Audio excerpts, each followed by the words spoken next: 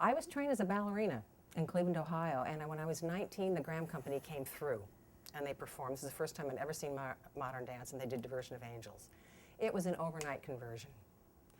And so I thought, this is the way I absolutely have to move, and this is what I have to be able to dance about. I had no idea that people could move this way, nor that a choreographer could say what this genius could say with movement. Well, it took several years before I actually went to New York. And within, I would say, 6 months of being in New York, the Graham Company, which was now resurrected after a hiatus, it was a brand new company, was holding auditions. I got a scholarship to the school.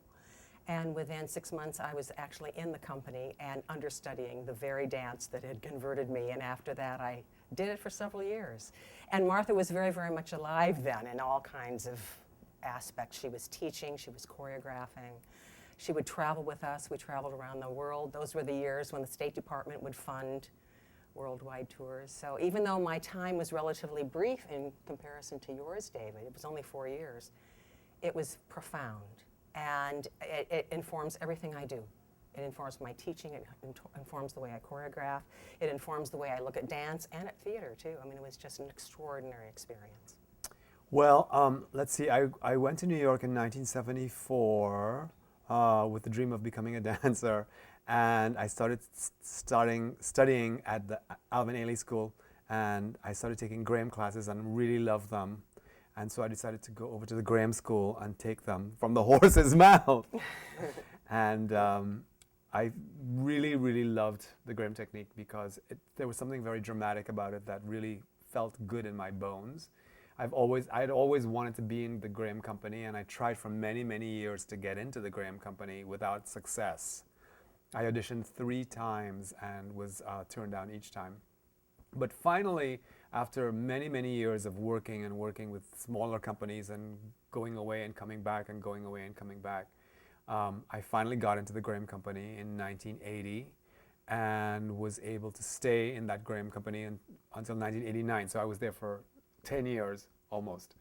And Martha was a little bit older than when she was working with Susan. But she was still very active, she was still choreographing, and the last 3.5 years of my time there, I spent being the rehearsal director for the Graham Company, and that was an amazing experience because it was a personal goal of mine to get into her mind so that I could see what it was that she liked, and so that I could explain this to the dancers, because it was very sort of obtuse in a way before.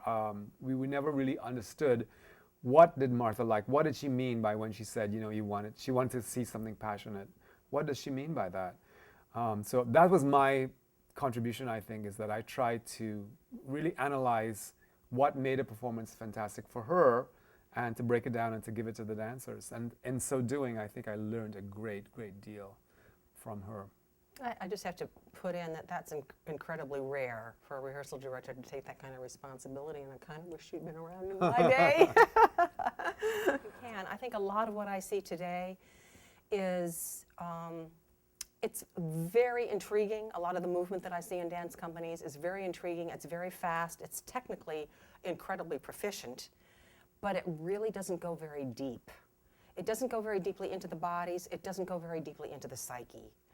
And you know, Martha's dancers are incredibly talented and technical as well. It's just a different animal, but it goes much, much deeper. If you see her company, you see first-rate dancers, first-rate technicians, there's no question.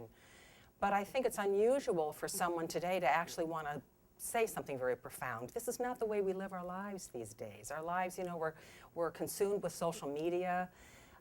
Things are on a kind of a superficial level. I don't want to overstate this, but I think it's had its effect on choreography as well as it was with the other arts. Not that a lot of choreography isn't absolutely fantastic, it is, but there's something about her work, the way in which she uses the body, that goes so deeply into the body to bring out the expressive possibilities of the body, unlike any other choreographer ever.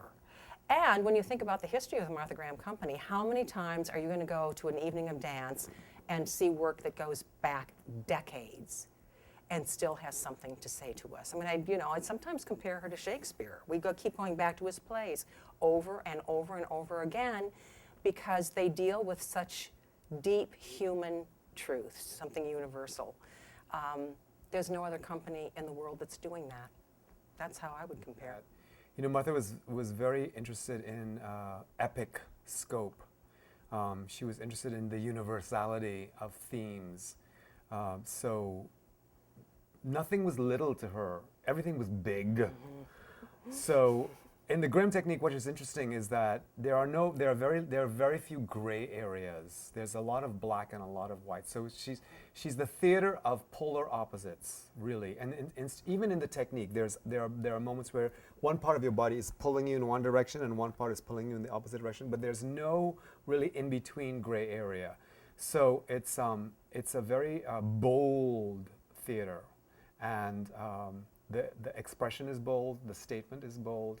I think she's considered a genius because of her boldness, like Stravinsky and Picasso.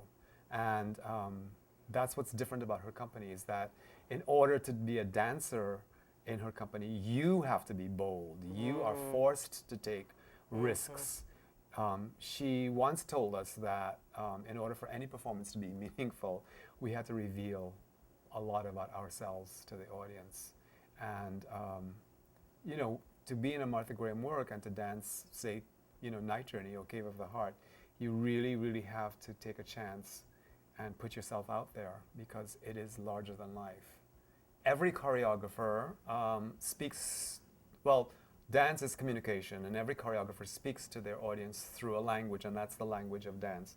And we call it movement vocabulary.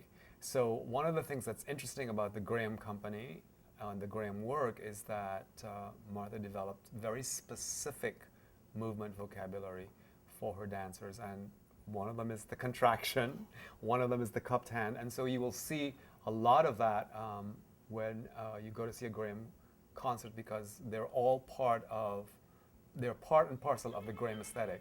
She creates a whole new language that she invented, actually, and which is really so phenomenal. And so many fabulous artists who went through her company that, you know, once you've done your initial research, just pick on some of the names: Bertram Ross, Mary Hingson, you know, Pearl Lang, and then just you'll learn so much more about the company and Martha if you do that. I would also recommend that there's a wonderful essay by Martha Graham called "I Am a Dancer." I read it when I was a young dancer, and it really inspired me very, very much. And all you have to do is Google it, and you'll get the whole thing. I highly recommend that because it is very, very inspiring. And I also think her book, Blood and Memory, is also very inspiring. She wrote it later on in her life, and she talks a lot about her concepts and her aesthetic, and it's a beautiful book to read. It will be an experience like no other. That's right. It's like going to see a film that is absolutely so profound that you have to see it, like Gone with the Wind, you know.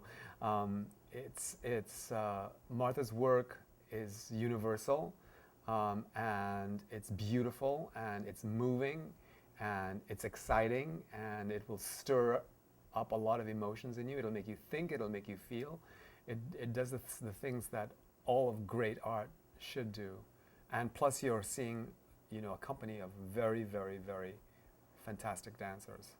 She invented so many things that we take for granted, and one of the things that Martha is credited with inventing is the floor work she does. The Graham floor work is fantastic. And I was thinking of this actually as I was driving to work this morning, and what exactly is the contribution of the floor work? Well, the thing that's interesting about the floor work is that she created dances that occur only on the floor, that you could spend 5 minutes dancing on the floor and you'd hold the audience completely enraptured with you. So when we see a routine on So You Think You Can Dance where they spend 30 seconds on the floor, that is possible because of what Martha invented. But in a way, it's good for an audience to kind of leave all that behind. They can do their own research if they want to do that, and then just come in and have a fresh experience with no preconceptions.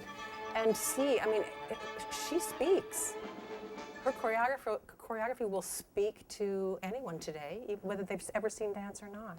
So the main thing is to kind of sit back and just let this panorama unfold in front of you, and See how you react. I think it's very important to allow yourself to experience new things. And I think if an audience member gives themselves to that, they'll walk out of the theater they will be a little bit changed by that experience. And I think that's important in life, to have experiences that change you for good or bad. And I think her work does that.